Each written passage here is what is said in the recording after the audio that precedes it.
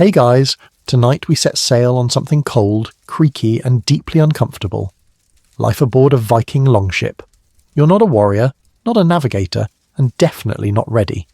But that doesn't stop the sea from waking you up at dawn with a slap of salt water across your face and a seagull judging you from the mast. You've barely opened your eyes and already you're drenched, stiff-limbed and wondering why this boat smells like smoked herring and old feet. So, before you get comfortable, take a moment to like the video and subscribe, but only if you genuinely enjoy what I do here. And hey, drop a comment telling me where you're listening from and what time it is right now. Let's see how far this sleepy ship sails. Now, dim the lights, maybe turn on a fan for that soft background hum, and let's ease into tonight's journey together. You wake up curled in the exact spot you collapsed the night before. A damp, splintery plank beneath your spine and someone's elbow in your ribs.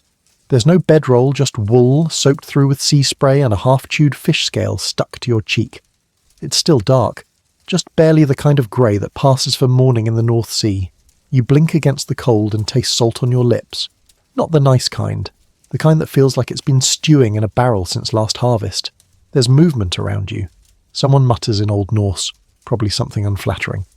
A bearded figure steps over you without ceremony and drops a sack that lands squarely on your ankle.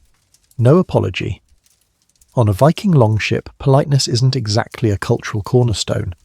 The deck beneath you creaks constantly, wood swollen and cranky with cold water.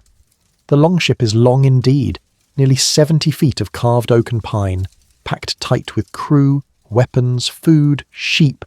Yes, sheep, and a few seagulls who've decided they live here now. You don't remember inviting them. The morning routine, if it can be called that, starts with sitting up without hitting your head on the rowing bench above you. A challenge. Your legs feel like wet sandbags and your fingers are swollen from the chill. You look around and realise half the crew is already up, adjusting tunics, scratching at flea bites and muttering complaints that range from the existential to the intestinal. Someone offers you a chunk of hard bread.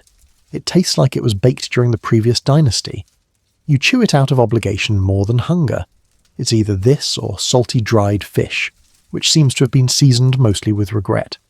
You shuffle to the edge of the boat to splash your face with seawater. It doesn't help. The sea is steel grey, unblinking and bitterly cold. It slaps your skin like a disappointed parent. This is your morning coffee now. There's no fire, no warm drink, no scented candle. Just the open sea and the distant squawk of birds that seem to be mocking you. You glance at the sail. Furled for now.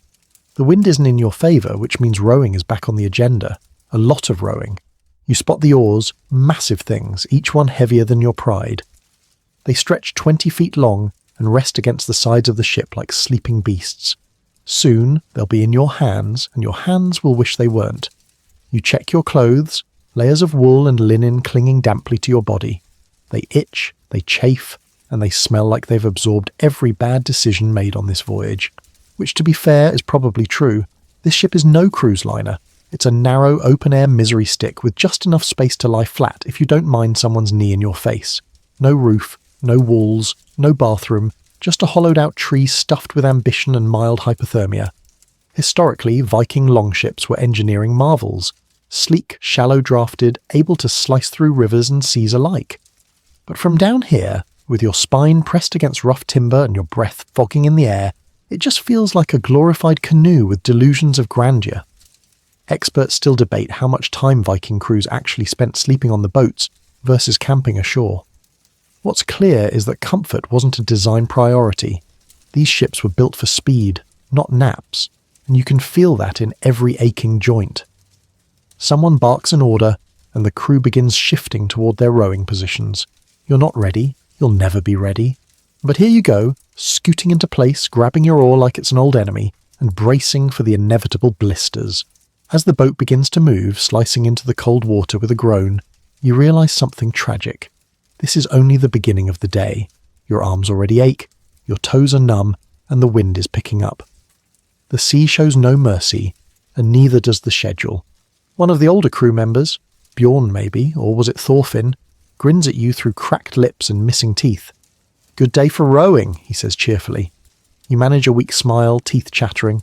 He pats your shoulder with the weight of someone who's seen too many new recruits come and go. "Don't worry," he adds. "Only 3 more weeks to go." The sky lightens a bit. But the clouds aren't done with you yet. They hang low and wet, threatening drizzle, sleet, or perhaps an airborne insult.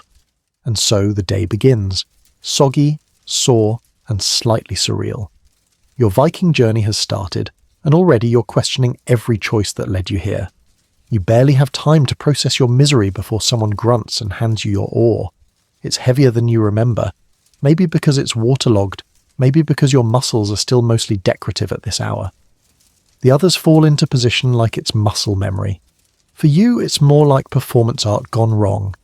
Your seat is a plank worn smooth by years of sweat, splinters, and despair. You wiggle into place and immediately discover a lump beneath you, someone else's abandoned wool sock, a fish spine. It's hard to say, and you're not emotionally prepared to investigate further. "Row!" someone bellows from the stern. The call cuts through the morning fog like a slap. And just like that, the longship jerks forward, every oar dipping into the freezing water in practiced unison. Except yours. Yours hits the surface with the grace of a dropped broomstick sloshing up a wave that hits you right in the face. You are, it seems, already unpopular. Viking rowing isn't just about strength, it's about timing, rhythm, and knowing which part of your spine is least likely to rupture. Unfortunately, you're still working on the basics. Don't fall in.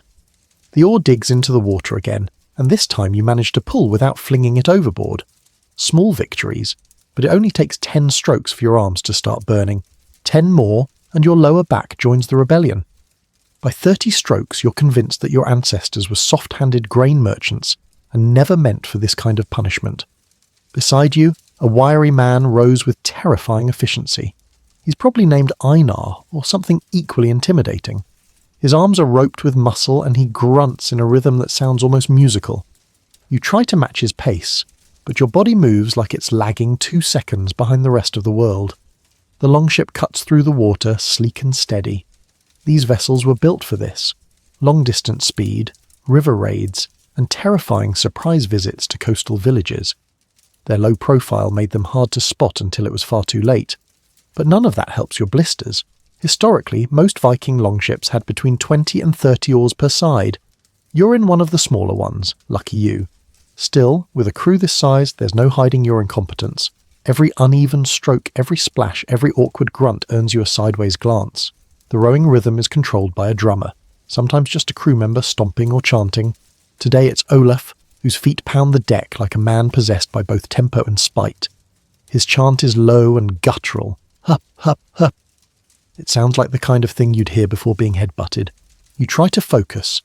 The sun is rising, casting a pale smear of light over the horizon. Seabirds wheel overhead. The air smells of salt, fish oil, and something deeply organic. Possibly one of the goats tied to the aft. Every muscle in your body is now awake and angry. Your hands develop their first blisters, which pop just in time to reveal second blisters underneath. The wood of the oar handle is rough, splintery, and unapologetic. Scholars remain divided on exactly how many hours Vikings rowed per day. Some suggest crews could row in shifts for up to 18 hours. Others say it depended heavily on conditions and morale. Either way, you're praying for wind. Around you, the crew begins to hum under their breath, a rower's chant melodic and slow. It helps, strangely. The rhythm syncs your strokes, and for a few fleeting moments, you almost feel like part of the team.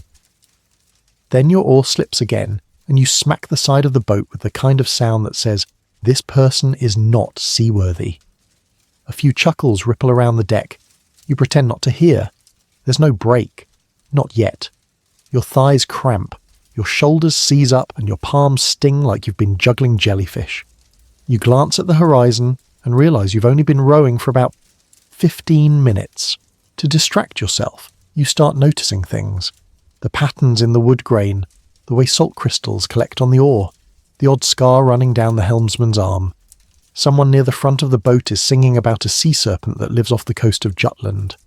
It's a ridiculous song, involving a goat, a fisherman, and some unfortunate seaweed. It's hard to tell if it's an old tale, or just something made up to pass the time, but you'll take anything to keep your mind off your screaming muscles. Eventually there's a pause, brief, blessed. Not a full break, but enough to let you roll your shoulders and breathe without rowing. You peel your fingers from the oar and discover your grip has moulded to the shape of the wood. You stretch your hands and they tremble like startled mice. Einar gives you a nod, the Viking version of not terrible. You bask in this minor recognition for a moment too long before someone behind you sneezes and knocks over a bucket of fish brine. The smell hits instantly. It's worse than the socks, maybe worse than death. As the longship glides forward, the ocean sloshing beneath its carved hull, you glance toward the sail, still furled, still no wind. You're not getting out of rowing anytime soon. A crew member near the back is whittling something between strokes, a small wooden comb. Viking hygiene tools were often surprisingly advanced for their time, with bone combs, tweezers and ear spoons all discovered in archaeological digs. But that doesn't explain why you've seen exactly 0 soap on this ship. There's a sudden splash. A seabird dives nearby and flaps off with a fish in its beak. For a second, you consider diving in after it. At least the water might numb the pain, but no. You're here for the long haul, and rowing is only the beginning. The rowing slows as the ship glides across a calmer stretch of sea, and a faint command echoes down the length of the vessel. It's not shouted, more like sighed, with a kind of tone that suggests nobody's looking forward to what's next. Breakfast. You don't expect much, which is good, because not much is exactly what you get. A crewmate passes you a cloth-wrapped bundle, and when you open it, the contents confirm your worst fears. Salted fish, and something white and sloshy in a wooden bowl. The fish is dry enough to crumble into splinters. The liquid smells like spoiled dreams, and probably used to be milk, back when it had ambitions. Welcome to your first Viking breakfast.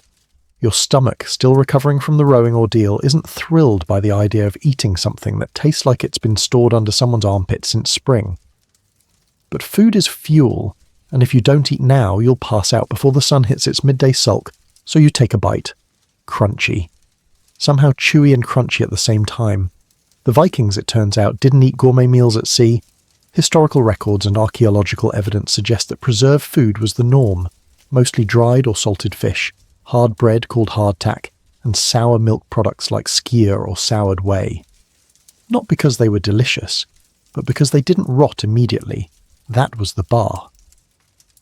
There were occasional luxuries, dried berries, smoked meat or ale, but those weren't for new rowers.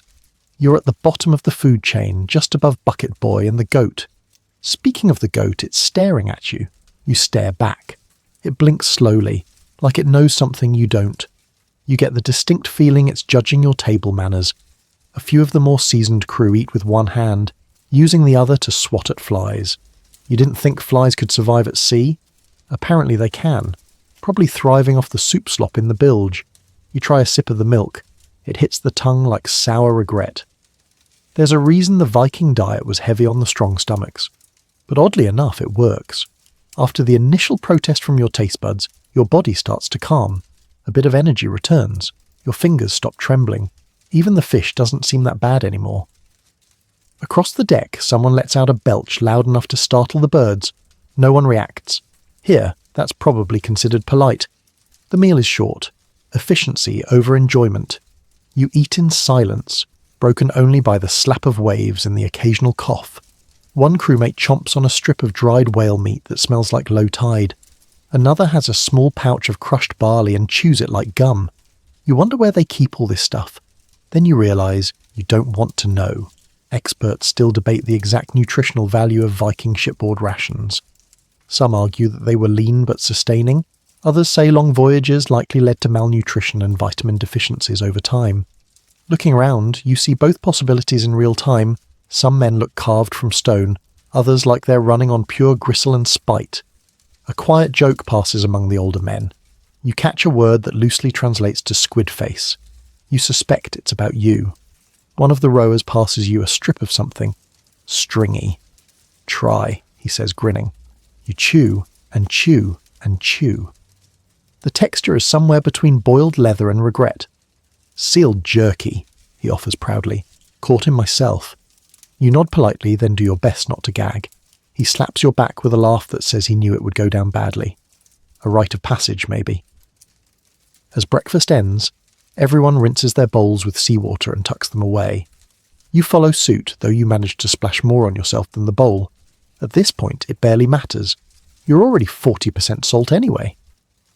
The crew shifts again. some preparing to relieve the first rowing team, others pulling out tools to repair gear, polish weapons, or carve idle runes into the ship's frame.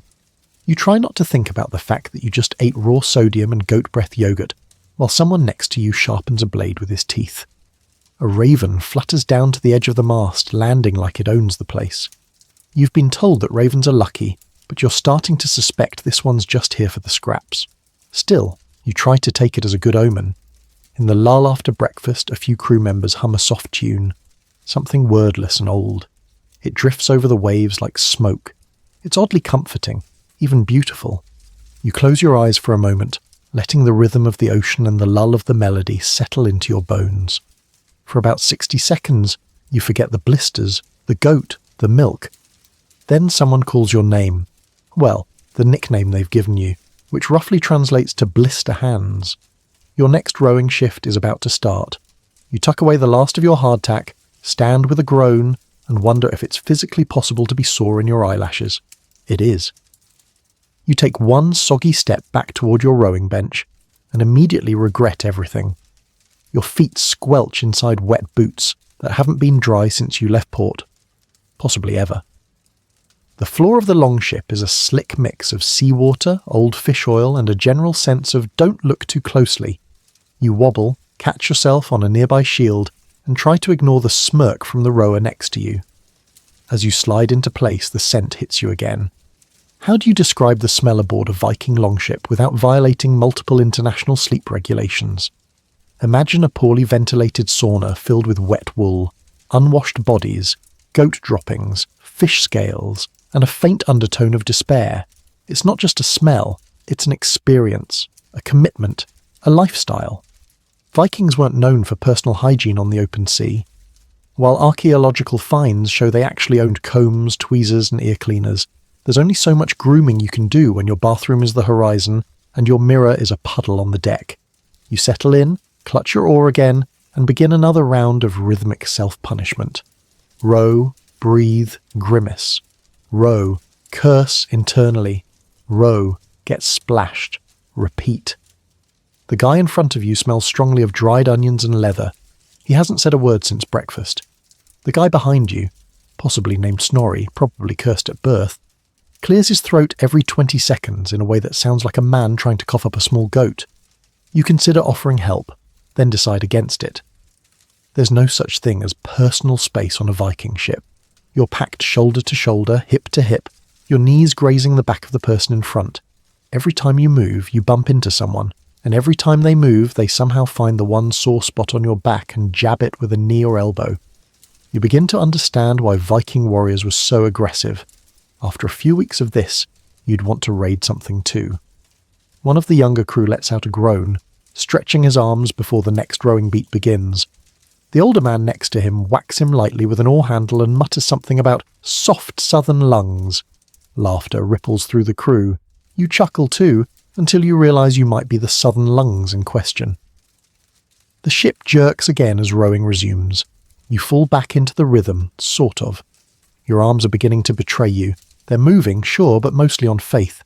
Sweat trickles down your spine, mixing with the ever-present moisture already soaking your clothes. The wool tunic you're wearing feels like a damp sponge that's developed opinions. It clings to you in all the wrong places, like a wet sock that's also judging your rowing technique. By mid-morning, the ship is fully alive, creaking, groaning, splashing its way westward.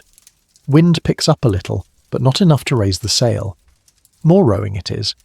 You notice a crew member pulling lice from his sleeve with quiet concentration. He flicks them overboard like it's part of his morning routine, which, for all you know, it is. Hygiene aboard ship isn't really about cleanliness. It's about maintenance. You don't get clean. You just try to keep the filth from gaining too much self-awareness.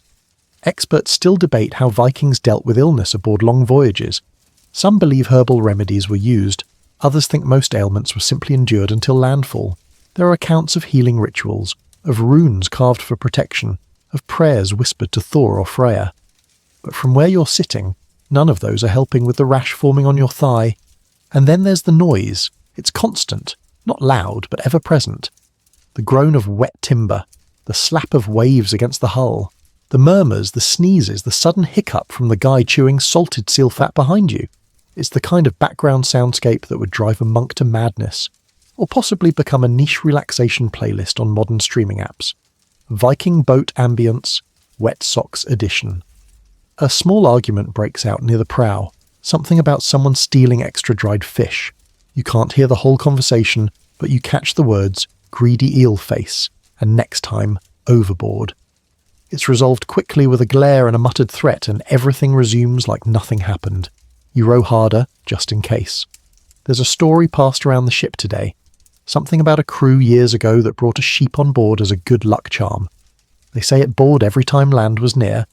It also apparently learned to drink mead and headbutt on command. No one remembers what happened to it. You make a mental note to stay on the goat's good side. As the sun climbs higher, the ship begins to warm. Not enough to dry anything, of course. Just enough to turn the entire vessel into a low-grade sauna powered by body heat and poor decisions. You start to itch. Your arms itch. Your scalp itches. Your bones itch.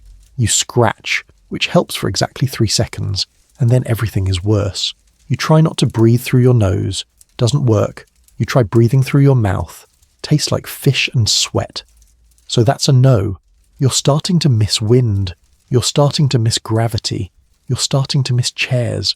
But above all else, you're starting to miss the concept of deodorant. And yet, there's something oddly unifying about it.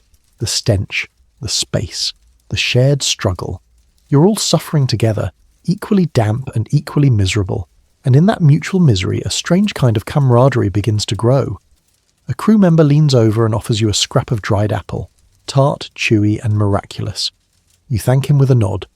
He grunts in return. That's basically poetry around here. The rowing slows again. A brief pause. You let your arms drop and your back slouch forward. Everything hurts, but you're still here, still on the boat, still rowing, still reeking gloriously like everyone else. Your break is short-lived. The command comes again, a low bark passed from stern to bow, and the oars lift like a ripple down the longship's spine. You groan, which feels appropriate, so does everyone else. The oar returns to your raw, blistered palms and you brace for another round. But this time, the cold has gone deeper. It's not just the sea mist or the wind. It's in your bones now. You realise your feet have gone numb, not metaphorically, literally. You stamp them against the wood and feel only a vague tingling, like your toes are writing you angry letters and refusing to sign them. Wet wool clings to your legs. It's not just damp anymore, it's saturated. Every movement is like trying to walk through a bowl of cold porridge. You remember a time when clothes were dry. That time was not now. Viking seafarers wore multiple layers of wool and linen, practical for warmth, yes, but they were not designed for rapid drying. Once soaked, they stayed soaked. And here, there's no sun, no fire, and no hope of airing anything out. You could strip, but then you'd simply be cold and naked in front of 30 people you barely know, and at least one goat. So you settle for shivering artistically. The oars plunge into the sea again. You row. You ache. You question your choices. And then you notice your feet aren't just cold, they're sloshing. You glance down to find that your boots are little puddles of seawater. Someone sloshed a bucket too hard. Or maybe the ship just decided you hadn't suffered enough. Either way, your socks, wool, heavy and historically accurate, have transformed into sponges with abandonment issues. You try to wiggle your toes to warm them, but nothing happens. A more experienced rower leans over, notices your expression, and offers a pearl of wisdom. "Don't worry," he says. "You'll get used to it by the second week." Second week? He slaps your back in what might be encouragement, or possibly just a failed attempt to dislodge a splinter. At some point the clouds open slightly and a bit of sun peeks through. Not enough to matter, not enough to dry even one sleeve, but enough to mock you. It dances on the surface of the sea like a cat pawing at a window, delighted by your misery, unreachable in its smugness. Meanwhile, your fingers begin to lose their grip, not because they're tired, though they are, but because they've gone stiff from the cold. You pause to flex them, but the motion feels like cracking open a rusted hinge. There's a reason Viking rowers developed calluses like leather armour. These oars aren't ergonomic, they're barely smooth. You suspect they were carved by someone who hated hands. You try to adjust your grip, wrong move. A fresh splinter embeds itself in your thumb. You stare at it, debating whether it's even worth the effort to pull out. You'll probably get 3 more before lunch anyway. Experts remain divided on whether Viking crews rotated duties often, or stayed locked into positions for long stretches. If rotation existed, it hasn't reached you yet. You've been in the same spot so long, the plank under you might be starting to mould around your shape. A shout goes up. Someone saw something in the water. Everyone stops. You glance over the edge and see nothing, just waves. Maybe a seal, maybe a log, maybe nothing at all. The ship steadies again. The oars rise, back to work. Your arms have reached a new level of ache. It's not pain anymore. It's more like an ambient hum of disapproval from your entire body. A song starts somewhere near the bow. Low, wordless, rhythmic. The kind that helps set a rowing pace but also sounds like it could summon sea spirits. You try humming along, and to your surprise, it helps. It doesn't make your feet dry or your socks smell better, but it helps. A little. The longship lurches slightly as the waves shift and cold spray hits your face. You close your eyes and pretend it's refreshing. It's not. But sometimes you lie to yourself to stay sane. Historically, longship voyages could last days or even weeks. Crews travelled from Scandinavia to the British Isles, the Frankish coast, or even down rivers into the Slavic lands. That's a long time to marinate in your own damp. And today, you're barely halfway to lunch. You begin fantasizing about dry things. A warm hearth, clean socks, blankets, tiled floors, the warm puff of air from a bakery. It's like your mind has developed an internal Pinterest board called Things That Aren't Cold. Your seatmate, the always silent, onion-scented oarsman, suddenly shifts and sneezes so violently you flinch. He nods at you solemnly. You nod back. This is Viking bonding. You finally allow yourself a quick moment to stop rowing. Just a breath. You stretch one arm, roll your shoulder. The ship keeps gliding, oars still dipping in perfect rhythm around you. You're behind pace, but for 1 second, you simply close your eyes and exhale. Until the helmsman calls, "Don't get lazy, goat bait." You pick up your oar. The sea waits for no one. The wind picks up just slightly. Enough to rattle the furled sail, but not enough to free you from rowing duty. Still, the sound is nice. A little hope. A whisper from the gods, or maybe just a mockery. You glance back at your feet. Still soaked, still numb, still squelching with every shift. And somehow, this is now your normal. There's a lull in the rowing. A pause long enough to sit up straighter, shake out your hands and pretend that your spine isn't slowly turning into a question mark. You manage a few deep breaths before the next discomfort sets in. Ship politics. The unspoken social rules of the longship are as slippery as the deck beneath your feet. You're only just beginning to notice them, and already you've broken several. Like taking someone else's bowl, or using someone's shield as a footrest, or humming the rowing song half a beat off. That last one got you 3 withering glares and a muttered comment about tuneless southern fish. You're learning, painfully slowly, that the Viking crew is not a democracy. It's more like a floating wolf pack. Hierarchy isn't based on charisma or leadership speeches. It's based on who's fought more battles, who owns the biggest axe, who caught the last edible fish, and whose beard can hold the most frost without flinching. At the top of this pyramid stands the steersman, tall, broad, and terrifyingly silent. He doesn't shout often, but when he does, people move. He sits near the stern, one hand always resting on the steering oar like it's part of his body. You haven't dared make eye contact yet. Next in line are the veterans. You can tell who they are by the way they lean on their oars with grim ease, like the sea owes them something. They wear leather belts studded with tokens, boar teeth, tiny carved runes, and in one case, a shriveled fish head you're trying not to think about. Then there's you, lowest of the low. The new oarsman, the fresh seal, as one of the older warriors called you.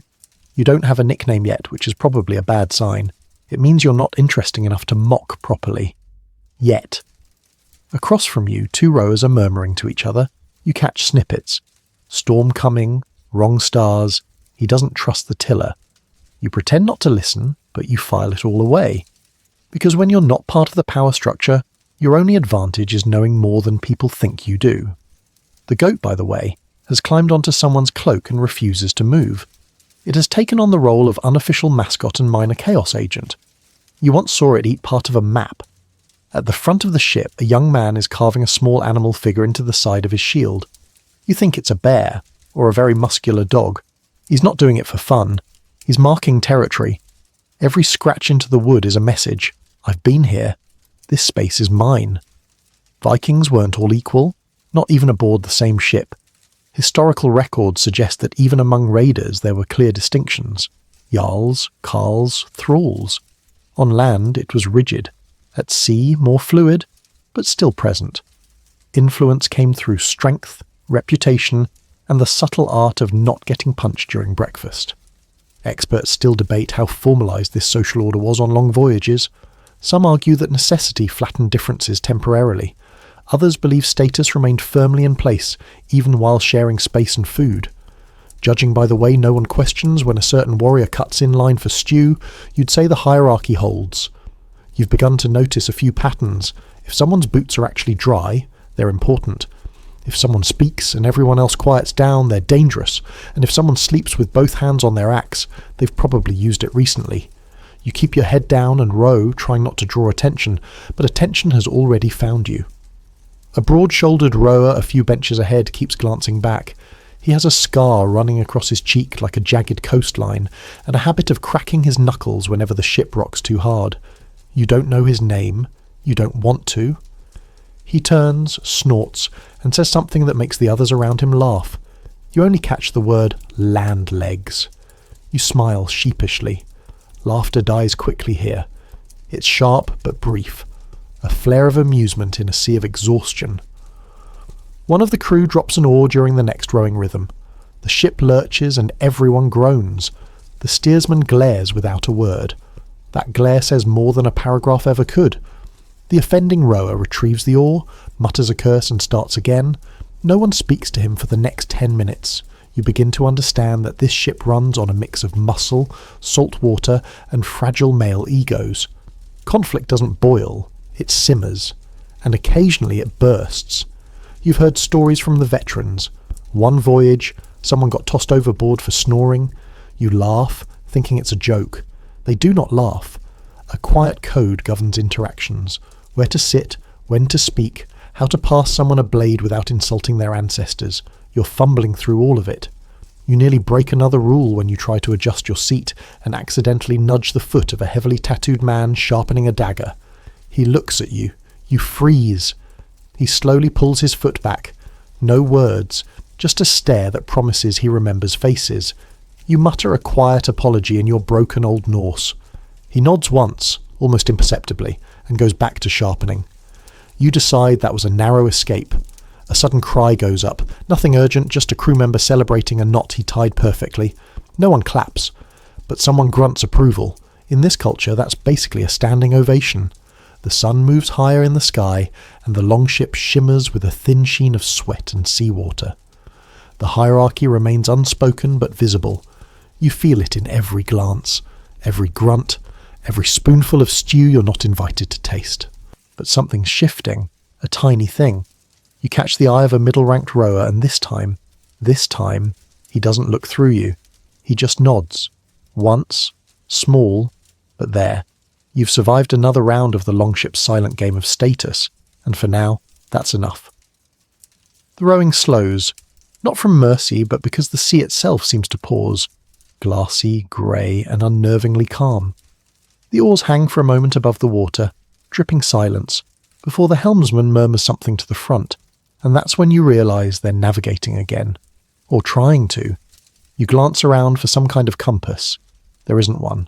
No charts, no bright orange buoys, just open water and the faintest suggestion of clouds parting toward the east. You, a creature of GPS and street signs, suddenly understand why ancient mariners prayed to everything from the stars to sea serpents. Because honestly, there is nothing out here.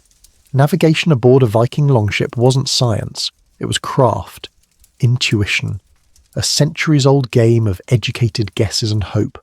No compasses, no sextants, just birds, stars, currents, and the occasional sunstone, an Iceland spar crystal that might have helped locate the sun through cloud cover.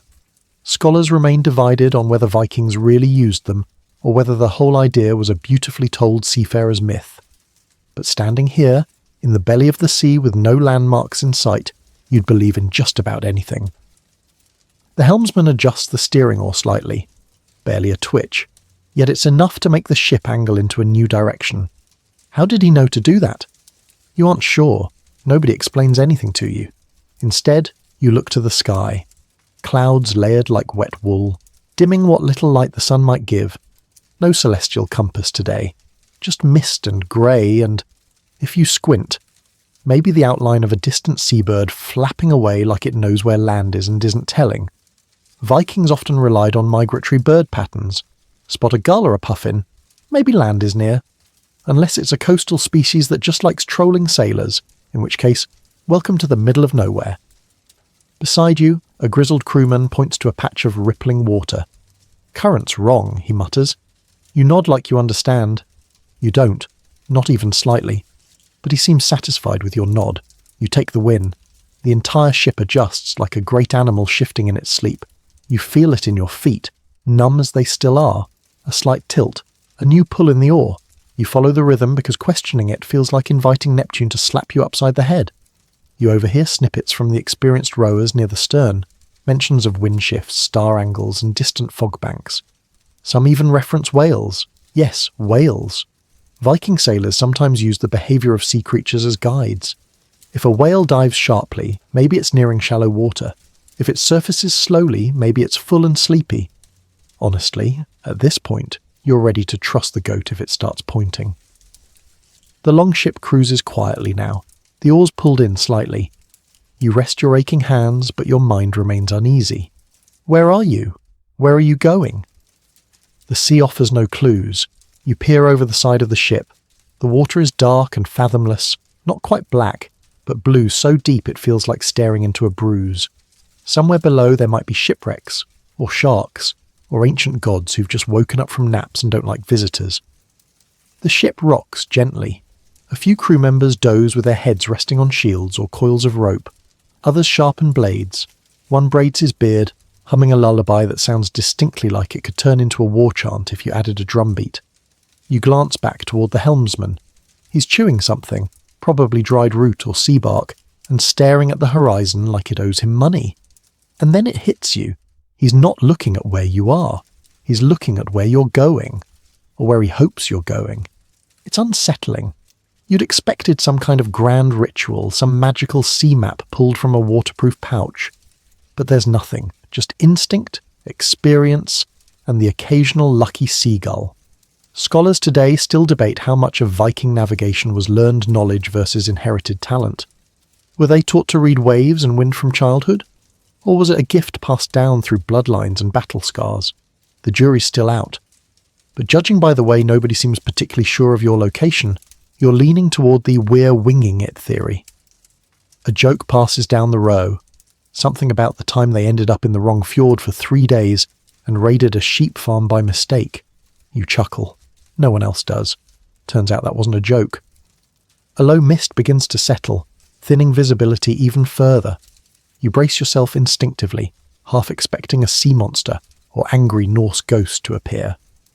Nothing does. Just water and mist and the sound of one sailor practicing a bone flute off-key. Navigation now becomes more communal. Crewmen rise, pointing in different directions. Some argue about the wind. Others insist they recognise a certain wave pattern. You just stay quiet and hold your oar, pretending to be very invested in the goat's chewing pattern. And then, as if summoned, a tiny miracle, a break in the clouds. Sunlight streams down in a golden blade, striking the sea just off the port side. Everyone looks. The helmsman smiles. Not a big smile, just a corner lip twitch. But it says more than words. Whatever that shaft of light has revealed, he recognises it. Land, a known current, maybe even a welcome shadow across the water. You don't know, but for the first time today the air feels different. Not warmer, not drier, just aligned. The longship shifts again. The sail is cautiously unfurled just a little, and the wind catches it, billowing like a tired lung. Oars are pulled in for now. You let your hands rest on your lap and exhale slowly. The pain is still there, but the pressure has eased. For now, the ship knows where it's going, and you're just along for the ride. The wind has taken some of the burden off your aching arms, but not all of it. You're still sitting awkwardly on a soaked bench, knees jammed beneath the oar frame, watching the sail puff and sag with the uneven breeze. Every now and then you're asked to row again, just a bit, to keep the ship on track. It's less rowing, but somehow more exhausting, like the ocean is playing a long, slow joke and you're the punchline. And while your body takes this momentary reprieve, your ears catch something new. Low murmurs, hushed tones, and the occasional sharp bark of laughter. Not the usual rowers' banter. These are different voices, quieter, more serious. You glance toward the middle of the ship. There they are, the warriors. They're seated near the centre of the longship, grouped loosely around a bundle of cloaks, weapons, and the ship's only remotely comfortable furs. These men haven't rowed once today. You've noticed. They carry themselves differently, like the ocean is just a means to an end, not something they struggle against. Their shoulders are broader, their tunics cleaner, and their weapons sharper.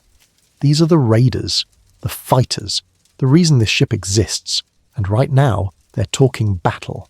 One of them, an older man with long white streaks in his beard and a tattooed scalp, rolls out a scrap of cloth marked with simple shapes, circles, lines, runes. You suspect it's a rough map, although it also kind of looks like someone lost a dice game with a squid.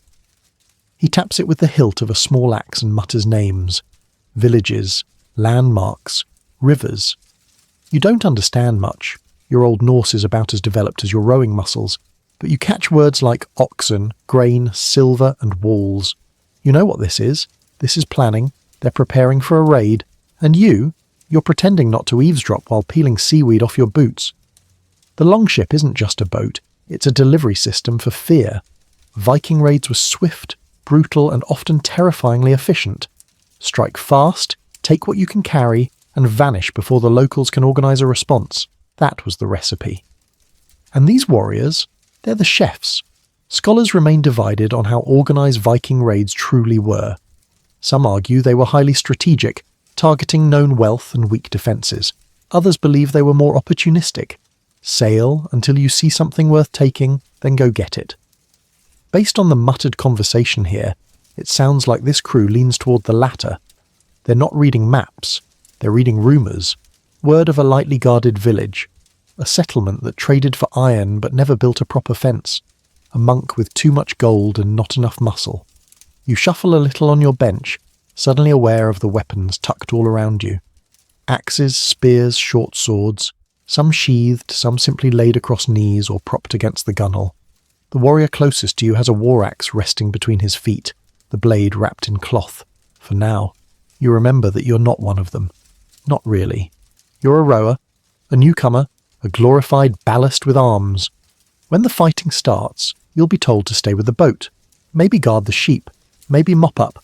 Still, you can't help but feel the shift in energy as the warriors begin speaking louder.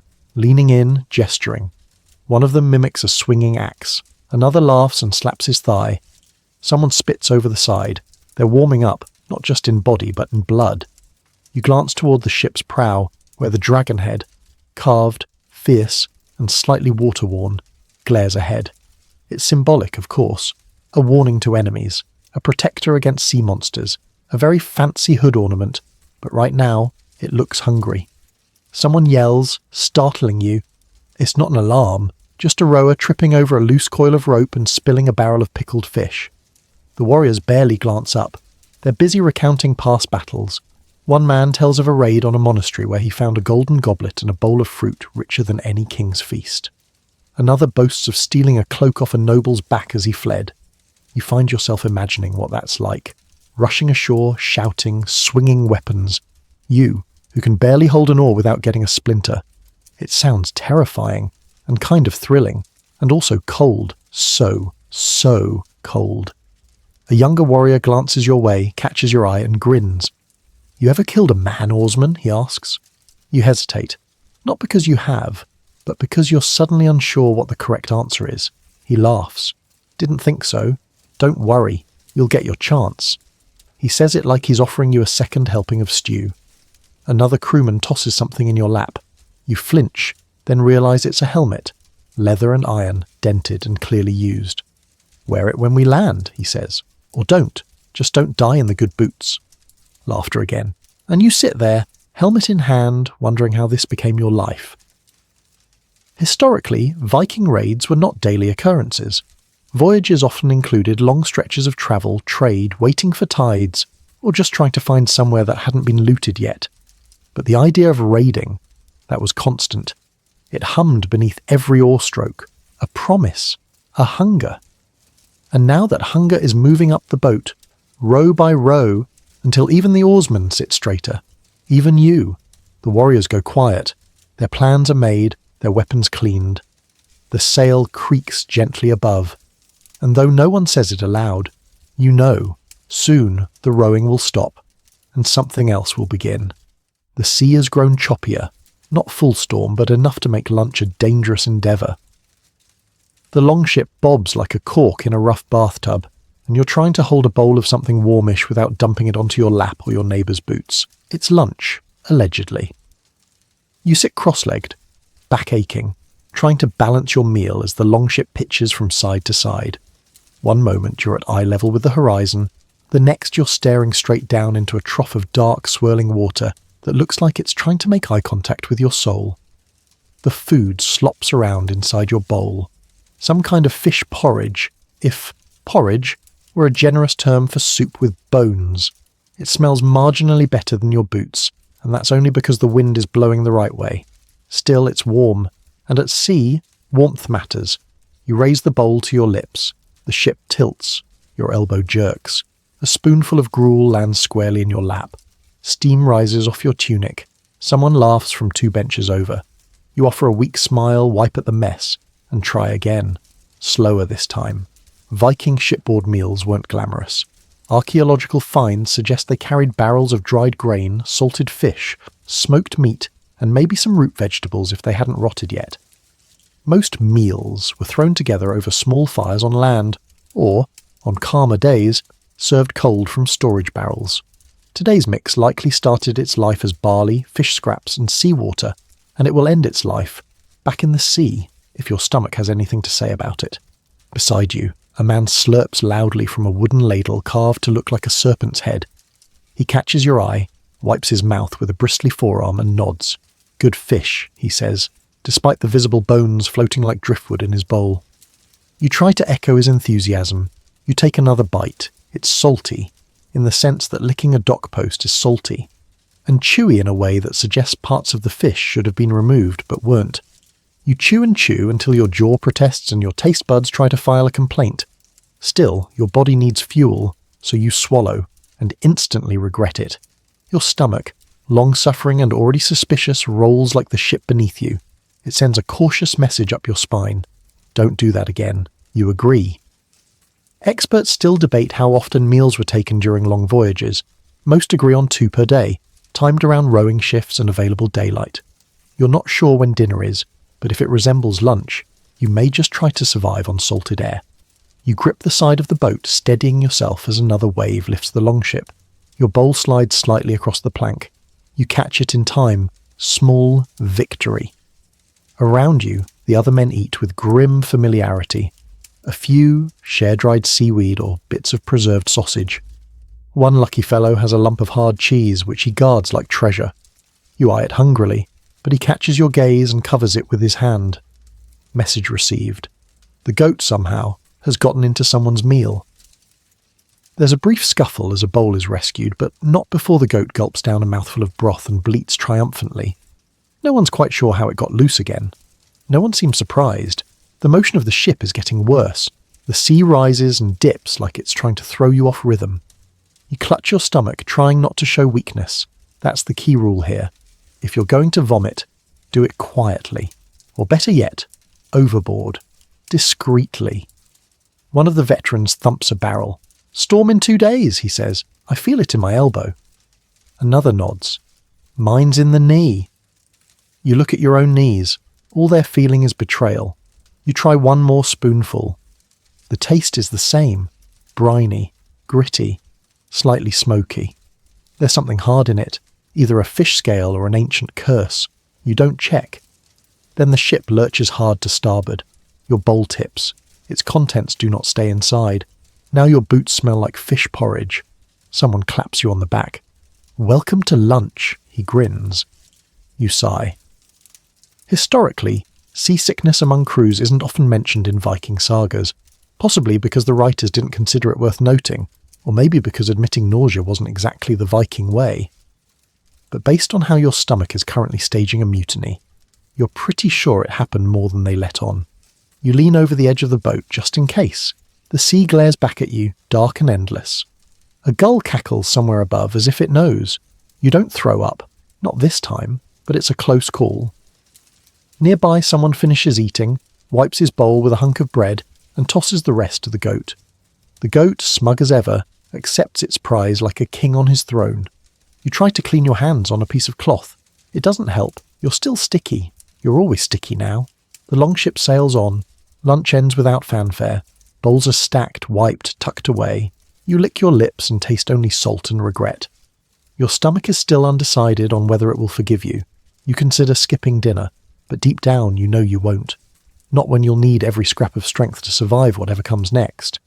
You don't realise how much you've been rowing, truly rowing, until your arms start to feel less like limbs and more like damp firewood. You rotate your shoulder and it pops like an old hinge. Your blisters, already angry from earlier shifts, are now raw little islands of pain, and the salt air isn't exactly helping. But there's no sympathy aboard a Viking longship. If you can hold an oar, you row, and so you do. Until your body decides to stop cooperating. It starts subtly. You think your hands are slipping because of sweat or seawater, but then you notice your grip weakening. The muscles in your forearms seize with a kind of twitchy fatigue, and when you try to adjust, your entire left arm spasms like it's protesting the very idea of another stroke. The oar jerks awkwardly, throwing off the rhythm of the row. Someone swears behind you. Someone else sighs. The pace slows for a breath, just long enough for you to regain control, and then it starts again. No mercy. You feel it. The longship itself pushing back now. The oars drag heavier through the choppy water. Each pull feels longer, more stubborn, as though the sea has decided it's bored and would like to start playing rough. You squint up at the sail. It flutters half-heartedly, barely catching any wind. So, rowing it is. Again. This time the rhythm isn't musical. It's mechanical. Grueling. Each stroke becomes a countdown. 300, 299, 298. You don't even know what you're counting to, only that it makes the minutes pass. Your legs ache from bracing. Your lower back screams for reprieve, and your hands have become red, puffy stumps of protest. The rope-wrapped handles of the oars feel like cheese graters dipped in vinegar. The rowers around you fare better. Most of them, anyway. The older ones have calluses thick as bark. One guy seems to be rowing in his sleep, eyelids drooping as he pulls rhythmically through the sea.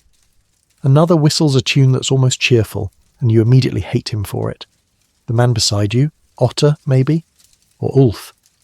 You've stopped trying to remember, leans over during a pause and grins. You row like a Saxon priest, he says.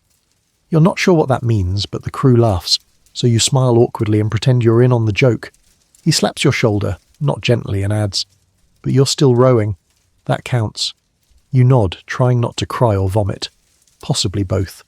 Historically, Viking longships were built for efficiency over comfort. Their design was shallow, allowing for coastal raiding and river travel, but that same design made for back-breaking labour. There was no shelter from the elements, no dedicated sleeping quarters, no rest except what you could steal between rowing shifts. Some sagas speak of iron-rowed men, suggesting legendary endurance and grit. You're not one of those men.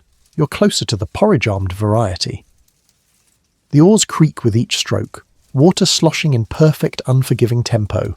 And then, because life aboard this ship insists on testing your limits, your right oar catches. Just slightly. It dips too deep, jerks violently, and pulls your shoulder forward. The pain zings through your upper back like a lightning bolt made of ice and bad decisions. You grit your teeth and row on, blinking tears into the salt wind. No one says anything, but you know they saw. You begin to resent the oar, not just as a physical object, but as a symbol. It demands everything and gives nothing. It mocks your weakness. It wears down your pride. You imagine a future where you throw it into the sea, stand on the bench and shout, "I'm done." But the fantasy ends there, because you know what would happen next. The ship would keep moving, the crew would shrug, and someone would probably eat your share of dinner. The sea doesn't care if you're tired, neither does the longship, so you row. The calluses tear open. Salt water kisses the wounds with a sting that makes you hiss, then laugh bitterly. Pain has become so constant, it's almost funny. Almost. Another hour passes, maybe 2. Time is meaningless out here. The sky's still grey, the water still churning. You can't remember the last time you blinked without feeling crusted salt on your lashes. Someone sings again. Low, rhythmic. More of a chant than a song. You don't know the words, but the tone is soothing in a grim sort of way. Like a lullaby for people who don't expect to live forever. One of the older warriors passes by, nods at your oar and says, "Don't let it beat you." Then he moves on. Simple advice. Pointless. Profound. The sun finally peeks through the clouds, pale and unimpressed. It casts a silver glow on the surface of the sea. The sight is fleeting, but for a moment the whole ship seems to exhale. Even the oars glide a little smoother. You find a second wind. Not strong, not clean, but enough. Enough to keep going. And as the rowing continues, your body reaches a strange plateau. The pain doesn't stop, but it dulls into background noise. Your arms move on instinct. Your breathing settles. You're no longer fighting the rhythm. You are the rhythm. For now. Until the next blister. Until the next shift. Until the ship decides otherwise. The day stretches onward, endless and damp. Just when you think the ship's routine might lull into some sort of trance, the weather decides to spice things up. Not with a full storm, no, that would at least be honest, but with something worse, unpredictability. The wind picks up in awkward, teasing bursts. The sail bellies out, then snaps loose. The waves slap at the hull with irregular fury, and above it all someone starts to sing. At first it's just one voice, a deep baritone from somewhere near the stern, slow, deliberate, half song, half spell. You can't understand the words, but the tone is unmistakable. This is a song meant to hold something at bay. Fear, maybe, or the sea itself. Then others join in. No instruments, just raw voices rising in harmony, low and steady, like a heartbeat echoing through the timber of the ship. The oars fall into rhythm with the chant. Even you, stiff and sore and salt-stained, feel your hands tightening naturally around the oar. Stroke, breathe, stroke again. It's oddly calming. The song doesn't have a melody so much as a rhythm, a tide of sound that feels like it's older than the boat, older than the sea. One verse rolls into another. Some voices drop out. Others rise. It weaves around you like a net. Viking ships weren't just held together by iron nails and oak. They were bound by belief. Songs, rituals, stories. These were more than entertainment. They were tools. Shields against the unknown. Against what lived beneath the waves. Experts still debate whether Viking crews regularly sang to pass time or only during specific rituals. What's clear is that music was part of their world. Bone flutes, lyres, drums, songs of battle, songs of loss, songs for storms. You feel the power of it now, even without knowing the words. And right on cue, the weather answers. The sky darkens just slightly. The sea, never exactly friendly, now shifts restlessly beneath you. It's not yet angry, but it's starting to get moody. The rowers continue as if the chanting holds the chaos at bay. You glance at the faces around you, focused, grim, calm in that particularly unnerving way people get when they've seen things you haven't. They know what might be coming, and they know the ocean doesn't care. Beside you, one man whispers a phrase under his breath. Over and over. You catch a word. Ran. The name of a sea goddess said to drag drowning men into her net. It's not clear if he's praying to her or warding her off. Viking superstition ran deep. The sea was not just water. It was alive, and not in the poetic way. It wanted things, sacrifices sometimes, offerings, respect. There were stories of ships disappearing in calm weather, of strange lights dancing across the waves, of whales that whispered doom before vanishing beneath the surface. The chant continues. Then, without warning, a gust tears across the sail. The ship shudders. Someone yells. The sail flaps violently, nearly ripping from the mast. Men leap to secure it. Ropes flying, hands grabbing, muscles straining. The chant breaks. The rhythm scatters. Your oar bangs awkwardly into the side of the boat. You scramble to regain it as the longship tilts. A wave slaps you across the face, full force, icy and stinging like a wet slap from Thor himself. Chaos briefly. Then, slowly, order returns. The sail is secured, the ropes are knotted, the chanting resumes, lower now but insistent, as if defying the weather to try that again. You wipe your face with your sleeve and taste seawater and snot. Glamorous. The ship steadies, creaking like an old man standing up too fast. You glance at the goat, still chewing, unbothered, probably immortal. In the silence between verses, someone tells a story. You only catch pieces, of a ship lost in fog, found drifting weeks later with no crew, only crows perched where men once sat. Someone mutters about the grey men of the deep. Laughter follows, but it's tight, nervous. Fear lives quietly on this ship. It doesn't shout, it doesn't cry. It just hums in the background like the sea. Historically, Viking crews were deeply superstitious. Certain birds were considered omens. Whales might be sacred. And storms were battles with unseen forces. The sea gods, Njord, Aegir, Ran, weren't benevolent. They weren't even predictable. They were wild, and that meant you had to earn your passage every time. The chant finally ends. No one claps. It simply fades, like mist.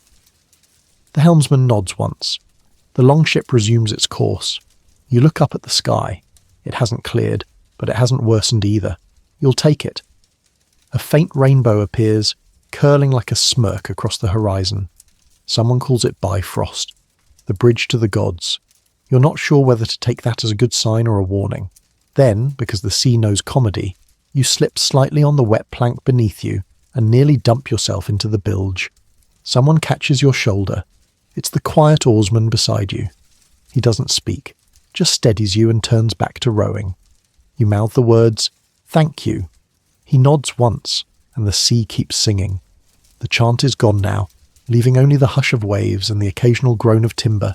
And just as the last light fades from the sky, your new task arrives. Night watch. You don't volunteer. No one does. It's assigned by a glance, a nod, a subtle flick of the helmsman's finger. And suddenly, you're up, blinking salt from your lashes, still damp, still sore, and trying to figure out how to stay awake when your entire body has started to whisper, "Lie down, lie down, lie down." You shuffle forward, careful not to trip over an oar or sleeping rower. The night shift doesn't mean much changes.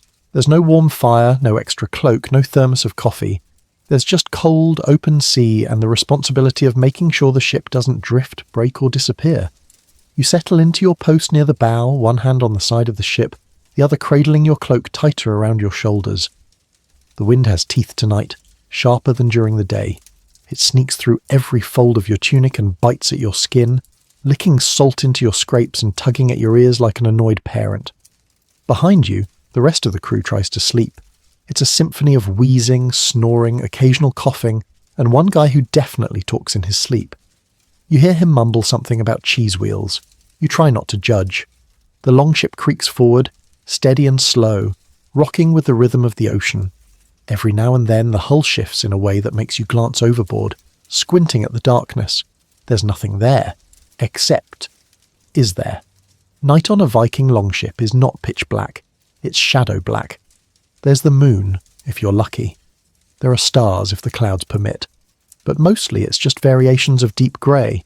Shapes move, water glints, your eyes play tricks.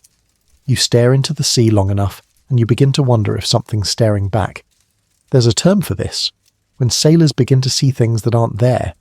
Experts still debate whether it's purely sleep deprivation, a result of rocking motion, or something psychological. A kind of low-level hallucination brought on by too many hours of staring at the same moving blackness. You try not to blink too long. That's when shapes appear. Something bobs in the water off the port side. A log, a seal, a body. You stare, heart ticking slightly faster. It sinks. You don't mention it. Historically, Viking sailors relied on watchmen to spot land, storms, or enemy ships. They were essential, both scouts and guardians. But they were also alone, vulnerable to the elements and occasionally to the stories that followed them. You remember one tale from earlier today, muttered between bites of barley mash. about a crew that saw a sea spirit during night watch. It hovered above the water, pale and glowing, singing to them in a voice that sounded like their mother's. They followed it. Only one came back. He hasn't spoken since. You decide very firmly not to look for glowing sea spirits. Instead, you focus on the sounds, the slap of water, the creak of the mast, the shuffle of the goat. Why is it always the goat? You find rhythm in those sounds, repetition, predictability, safety. The stars break through the clouds for a moment, spilling silver across the water. You've never seen stars like this. Clear, countless, steady. It's almost beautiful enough to make you forget the chill. Almost.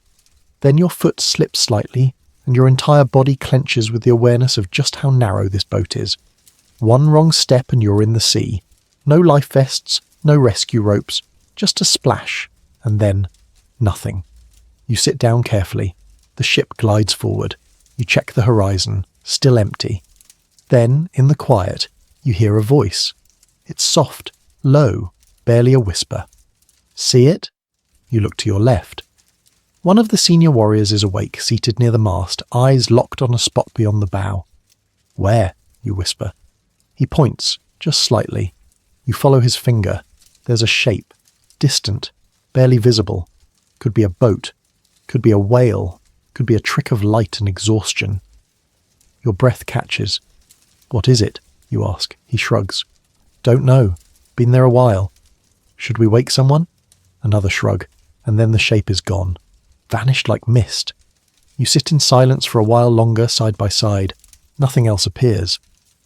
Eventually the warrior yawns, adjusts his cloak and lies back down, leaving you alone, again, with the shadows. Eventually your eyes begin to close. You jerk them open. You're supposed to stay alert, stay sharp, but the cold has numbed your face. The motion of the boat lulls your body into sleep even as your brain resists. You begin to nod, just slightly, just for a moment. A splash jerks you upright. You blink into the dark. Nothing. Still nothing. But you're awake again, and the sea keeps rocking and the ship keeps moving and you're still watching. Sleep on a Viking longship is more of a theory than a reality. Your watch eventually ends, not with a bell or ceremony, but with a soft grunt and a nod from the next poor soul in line. You shuffle back to your space amid the sleeping bodies, your legs stiff, your fingers barely bending, your eyes gritty from salt and exhaustion. You lie down slowly, avoiding someone's elbow and someone else's boots, and curl into the smallest shape your sore frame will allow. The deck is still damp, the wind is still rude. Your cloak, your only source of warmth, smells like wet fur and regret. Welcome to Viking sleep. There are no blankets, no pillows, no hammocks gently swaying in the breeze, just rough wool, splintery timber, and the occasional rat-shaped shadow slipping through the oars. You shift. You regret it immediately. Your hip finds a knot in the wood that might actually be trying to fight you. Still, you try. Because your body is beyond tired. It's humming with a quiet ache from fingers to toes. Your mind is foggy. Your muscles are melting. Sleep has to come eventually, right? You close your eyes. You breathe. You try to ignore the sounds around you. A nearby snore that sounds like someone drowning in porridge, the scratching of what might be fleas or someone with fleas, and the unmistakable flatulence of a man who ate too much dried cod and feels no shame. Just when you're almost there, on the verge of unconsciousness, the ship lurches. Not hard, just enough. You jerk awake, eyes wide, heart racing. The longship rocks back gently, mocking you with its rhythm. Sleep resets. Historically, Viking crews did sleep on their ships, especially during long voyages, but it was never comfortable. Some sources suggest they built low tents using sailcloth to provide shelter. You do not have a tent. You barely have room to roll over. Your tunic is soaked through in parts. One sleeve is stiff with salt. You shift again and hit someone's shin. He groans and turns his back. You mouth an apology he'll never hear. The stars above are no comfort now. They look down like distant observers, cold, silent, uninterested. You try a different position, fetal, then flat, then on your stomach. None work. Each one reveals a new bruise, a new sore, a new reason your body doesn't want to let go. At one point, you dream. Not asleep, but dream anyway. That you're lying in a warm bed with a feather mattress and a blanket that smells like clean linen and fresh bread. You wake up halfway through that thought because someone near you coughs directly into your ear. Your mouth tastes like dried fish and wool. You sit up briefly, hoping to shift the pain. Bad idea. You bonk your head against a rowing bench and let out a small, pathetic ow that nobody hears, but that still hurts your dignity. The goat passes by at some point, just casually stepping over people like a drunken noble at a feast. It chews something unidentifiable. You don't ask questions anymore. You accept the goat as your superior. You lie back down, again. This time, you try meditation, breathing slowly, in, outside. You try to focus on something soothing. Not the smell, not the rocking, not the distant creak of timber that sounds suspiciously like a groan. You imagine a fire, a quiet hut, dry socks. You're drifting. Then someone next to you starts muttering in their sleep. You don't understand the words, but they're urgent, repetitive. He's clutching a dagger under his cloak. You pretend not to notice. Eventually, finally, your body gives in. It's not sleep, not really, more like unconscious resignation, but it's enough. For a while. Until the cold creeps back, until the boat shifts again, until someone steps on your foot. Sleep is a battlefield, and you're losing. But for a few minutes, maybe longer, you do fade. You dream, just a little, of dry ground, of stillness, of silence. You wake up to the sound of chaos and buckets. Something's wrong. You're not fully conscious yet, but the noise gets your attention fast. Men shouting, footsteps slapping against wet wood, and the unmistakable sound of water rushing somewhere it shouldn't be rushing. Your brain, still somewhere between dream and reality, puts it together in one word. Storm. Not a full-blown rip-the-sail storm. Not yet. But something bad is brewing, and this ship is already groaning like an old man getting out of bed too fast. You sit up, blinking salt from your eyes, and the first thing you see is a rower bailing water from the middle of the deck, using a wooden bucket and what looks like an old helmet. No one explains. They don't need to. The Longship is taking on water. It's not sinking. Yet. But the waves have grown bold overnight, lapping over the sides like they own the place. And since this ship has no real sides, just a shallow open frame of soaked oak and stubborn optimism, it doesn't take much. You grab the nearest bucket, which might have previously been holding pickled fish, and start scooping. It's you versus the ocean now. Bucket duty wasn't in the brochure, but it's essential. If too much water collects inside the ship, it throws off the balance. Oars become harder to manage. The ship sinks lower in the water. Everything becomes heavier, more dangerous, and significantly wetter than you ever thought possible. So you bail. 1 scoop, 2 scoops, toss. The water comes right back. Bail again. Repeat. Don't think, don't stop. You work shoulder to shoulder with the rest of the crew, forming a chaotic rhythm of splash and throw. Some guys are yelling instructions, others just yelling. The goat is bleating. No one knows why. It's probably not helping, but at this point it might be leading the rescue. Historically, Viking ships didn't have bilge pumps. They had buckets and willpower. That's it. Longships were fast, sleek, and incredibly versatile, but they weren't exactly waterproof. Rain, spray, even rogue waves all made their way on board. And when that happened, it was up to the crew to fight the sea by hand. The storm isn't raging, yet, but the sea is angry enough. The ship rises, then crashes back down, sending another splash over the bow and directly into your face. You cough, sputter, and keep scooping. The helmsman stands firm at the stern, shouting brief commands over the wind. He's steering into the swells now, trying to cut through rather than take them broadside. It helps. Slightly. You keep bailing. Your arms ache. Your shoulders scream. Your blisters have blisters. You can't feel your toes. The floor is ankle deep in freezing salt water, and your tunic is now officially indistinguishable from seaweed. At one point, your bucket slips from your hand and floats toward the stern. You scramble after it, nearly slipping, nearly going overboard. Someone grabs your cloak just in time and yanks you back with the grace of a man saving a sack of turnips. "Watch it," he snaps. You nod, breathless. You're welcome, sack of turnips. The wind howls, not loudly but sharp, like a whistle through a broken tooth. It cuts through you, slicing past your soaked clothing and settling into your spine like an unwelcome tenant. You pause to catch your breath and look out across the waves. The sea is alive, heaving, rolling, foaming at the edges like a beast shaking off sleep. You've never felt so small or so soggy. A shout from the prow. Hold fast! You brace instinctively as the ship rises on another swell, tips forward and crashes down. Water explodes over the sides. You nearly lose your bucket again. A laugh erupts nearby. One of the warriors is enjoying this. His hair is plastered to his face, his hands red from the cold, but he's grinning. Good weather for a song, he yells. You hate him. Then he starts to sing. It's not the deep, slow chant from before. This one is fast, loud, raucous.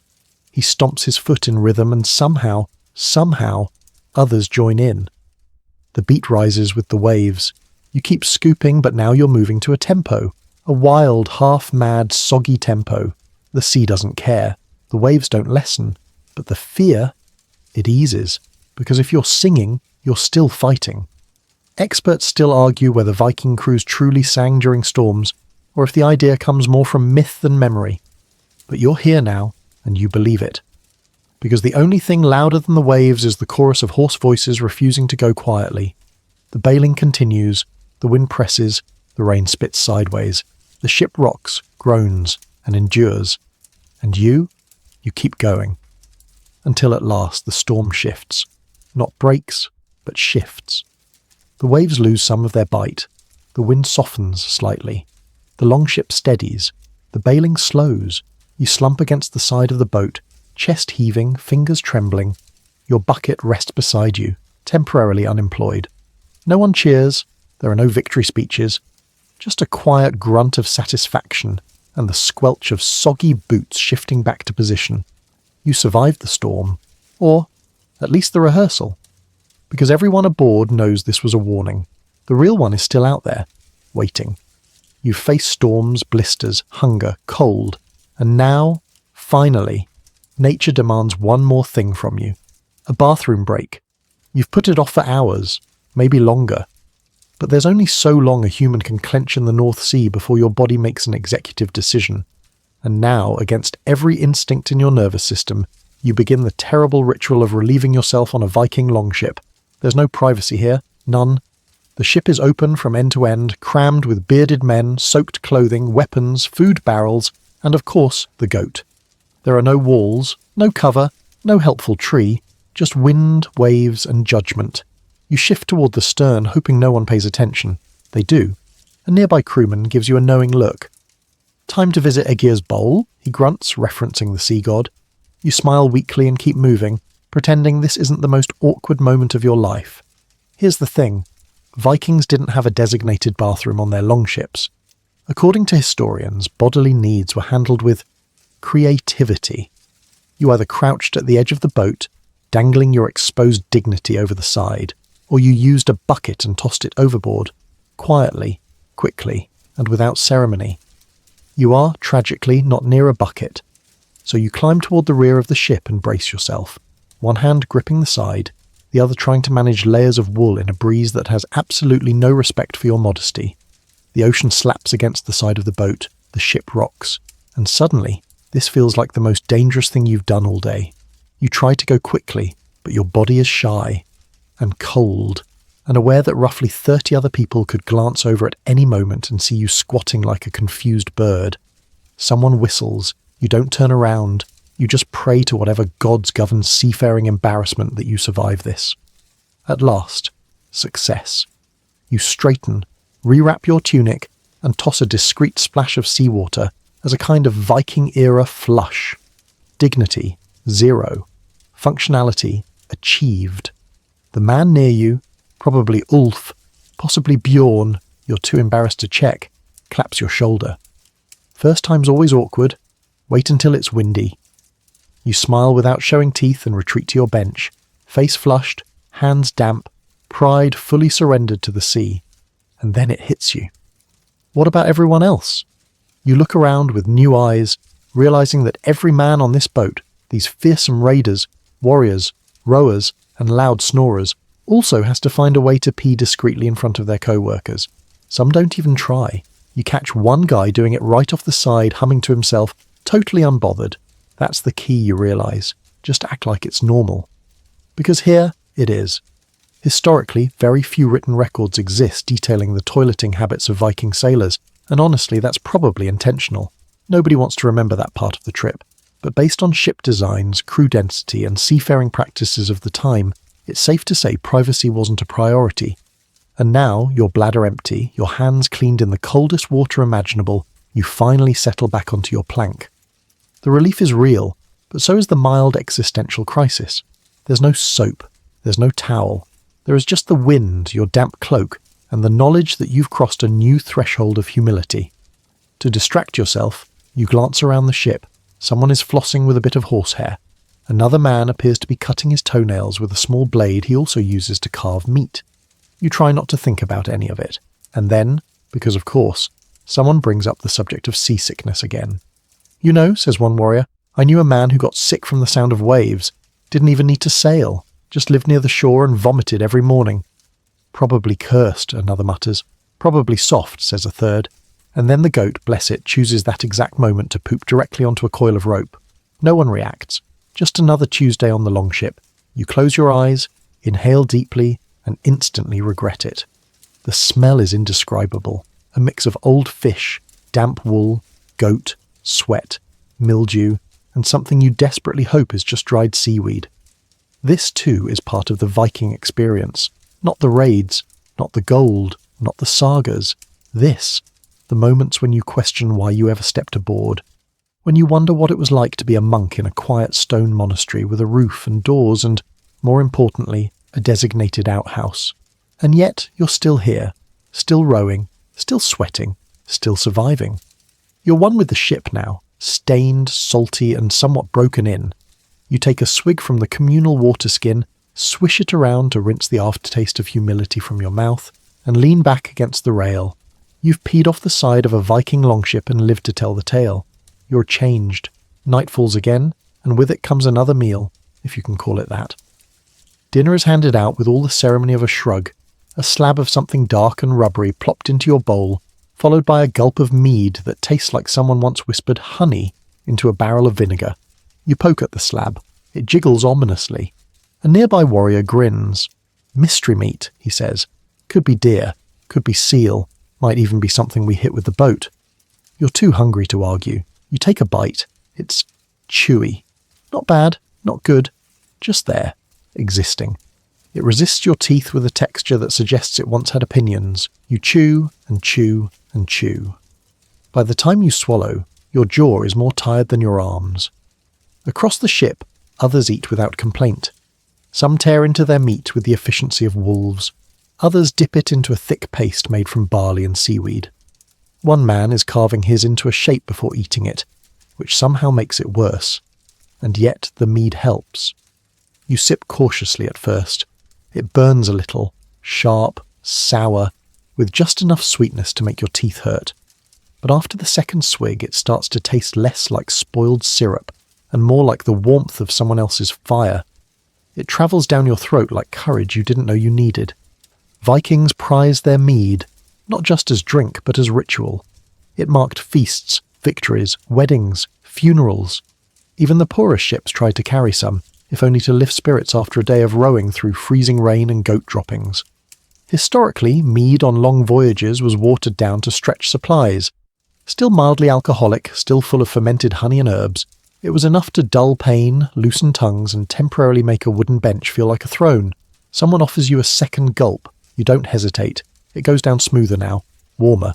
The ache in your shoulders fades just slightly. Your lips relax into a half-smile you didn't intend. Dinner continues. You learn that the mystery meat is probably walrus, or possibly dried whale. Either way, you don't care anymore. The mead is doing its job. Someone begins to sing. Not a chant this time, not a storm song, but a real song. A tale, set to melody, of a warrior who fell in love with a sea witch and gave up raiding to knit fishing nets on her island. It's oddly romantic. Also, half the lyrics are about eels. You're too tired to follow it fully, but the rhythm is nice, familiar, safe. The man beside you pulls out a small pouch and shares something crunchy. Dried peas, roasted in goose fat. You eat them gratefully. They taste like salt and smoke and the best decision you've made today. Scholars still debate what the average Viking diet included during sea voyages. Bones and charred remains found in old hearths suggest a wider variety of preserved foods than you might expect. Dried legumes, root vegetables, fish of all kinds, and even rudimentary flatbreads made from ground grains and animal fat. But tonight, no one's studying dinner. They're just surviving it. The goat makes a surprise appearance, sticking its face directly into a bowl left unattended. There's a shout, a brief scuffle, and then laughter. Actual, real laughter, as the goat triumphantly trots off with a mouthful of stew and zero regrets. It's the most joy anyone's shown all day. You lean back, bowl empty, hands sticky, belly full, or full enough. The mead is still warming your chest. For the first time in hours, your fingers aren't trembling. Your feet still ache, but they've become a dull throb instead of a scream. Someone starts telling a story about the time they tried to roast a seal and forgot to gut it first. Another chimes in with a tale of catching a sea serpent that turned out to be a drunk eel and a piece of rope. The details don't matter. The rhythm of the voices, the flickers of firelight from a small lamp near the helm, the low rumble of the ocean, all of it starts to blend into something bearable. You rest your back against the side of the boat and close your eyes, just for a moment. You're not sleeping, just drifting. And then the man across from you burps so loudly the goat jumps. The moment's gone. You all laugh again. You take one last sip of mead.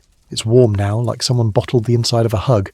You wipe your mouth with your sleeve, tuck your bowl back into your satchel, and stretch. Dinner is done. Your body is wrecked. Your clothes smell like disappointment and damp wool. But your spirit? Still here. Still floating. Still slightly buzzed. By now, your body has accepted a few facts.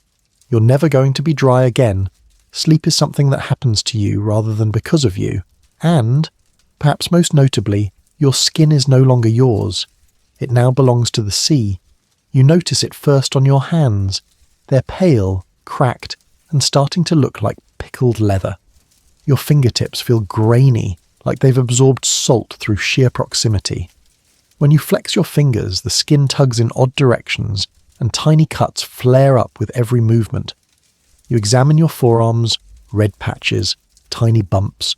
Some kind of rash has blossomed overnight, spreading like moss on a shaded stone. You scratch it. Bad idea. The itch intensifies, and now it stings. You're turning into a barnacle, or at least you hope that's what this is. You heard someone mention sea rot yesterday, half joking, half serious, and now the thought won't leave you alone.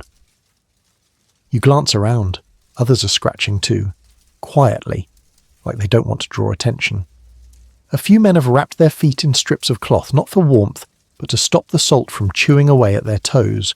Salt is everywhere. On your skin, your clothes, your lips, your eyelashes. It forms tiny white crystals along the folds of your sleeves. When the wind picks up, it blows off you like dandruff from Poseidon himself. You take a sniff of your arm. It smells like smoked regret. Historically, sailors on Viking Longship suffered all manner of skin problems. Prolonged exposure to cold, wet wool, salt air, and rough oars led to infections, sores, and raw skin. Without soap, or even reliable fresh water, hygiene was improvised. If it wasn't raining, it wasn't washing day. Some ships carried lye soap made from ash and fat, but it was rarely used at sea. The salt dried your skin, the wind cracked it, and the wet made sure it never fully healed. You shift uncomfortably, trying to find a spot on your tunic that isn't clammy. No luck. Your entire outfit now has the texture of a wet dishcloth that's been left under a rock. The man beside you notices you're scratching and offers a friendly solution. Seal fat. You blink. Sorry? He holds out a lump of greasy something wrapped in waxy bark. Rub it on, keeps the sea off your skin. You hesitate. It smells like old cheese left on a windowsill. But then again, so do you. You accept the fat and rub a bit into your forearms. It's slick, cold, and vaguely fishy. You try not to think about it. Within minutes, your arms feel less tight, less itchy, more greasy. You nod in thanks. He shrugs. You're initiated now. Nearby, a younger crewman winces as he tries to peel off a sock. The wool clings to his skin like a hungry jellyfish, and when it finally gives way, half his heel comes with it. Odin's knuckles, someone mutters. You avert your eyes. The helmsman passes by, sniffing the air, and makes a face. "Smells like a dying walrus back here," he grunts. He's not wrong. You know the odour intimately by now. It's part body, part ocean, part something else, like wet bread left too close to a campfire. You've learned to stop smelling things directly. You just accept the atmosphere like bad weather or distant in-laws. Still, something new hits your nose today. You can't quite place it. Sweet, almost floral. You sniff again. There it is. You follow it. A pouch, tied to the mast. Inside, you discover dried herbs. Someone stashed lavender, thyme, and maybe a bit of mint. Not for tea, for smell. A rare luxury. The crewman who owns it notices you sniffing. "My wife gave it to me," he says, not unkindly. "Reminds me I'm human." You nod, suddenly emotional. You weren't expecting that. You blink quickly and move on. Later, during another rowing shift, you notice something stuck to your calf. You reach down and pull off a tiny barnacle. Real. Living. It has attached itself to your leg like it was paying rent. You flick it into the sea, where it probably tells its barnacle friends about the walking plank beast it briefly lived on. You start checking yourself regularly now. Elbows, ankles, behind the knees. Any place where moisture collects and salt can gather is fair game for strange new textures. Saltwater skin, they call it. A badge of the sea. You try to own it. You scratch a little less now, thanks to the seal fat. You move more slowly, accepting that sudden motions make your skin flare up. You stop caring how you look. Everyone here is peeling, blotchy and slightly mouldy. It's the new normal. You even catch yourself bragging about it to a new recruit. "First rash took me 3 days, you say." Didn't scream once. You did, of course, but he doesn't need to know that. And so you row, salt clinging to every inch of you, skin red and flaking, fingers cracked, arms greasy with fish fat. You've become part of the ship now, weathered, salty, surprisingly resilient. It begins, as many things do on this ship, with a bird, specifically a seagull. It circles overhead once, twice, then lands brazenly on the edge of the mast beam, staring down at the crew like it owns the boat and is here to collect rent. Its feathers are grey and patchy, and it has the distinct look of a bird that's seen things it doesn't want to talk about. No one pays it much attention at first. Birds are common out here. Sometimes they signal land, sometimes they're just freeloaders looking for scraps. But this one seems opinionated. It calls once, loud and sharp, and then promptly poops on the deck, right next to your bowl. You flinch. The others laugh. Someone mutters, "That's good luck." Another replies, "Only if it hits you in the beard." You make a mental note to keep your mouth closed from now on.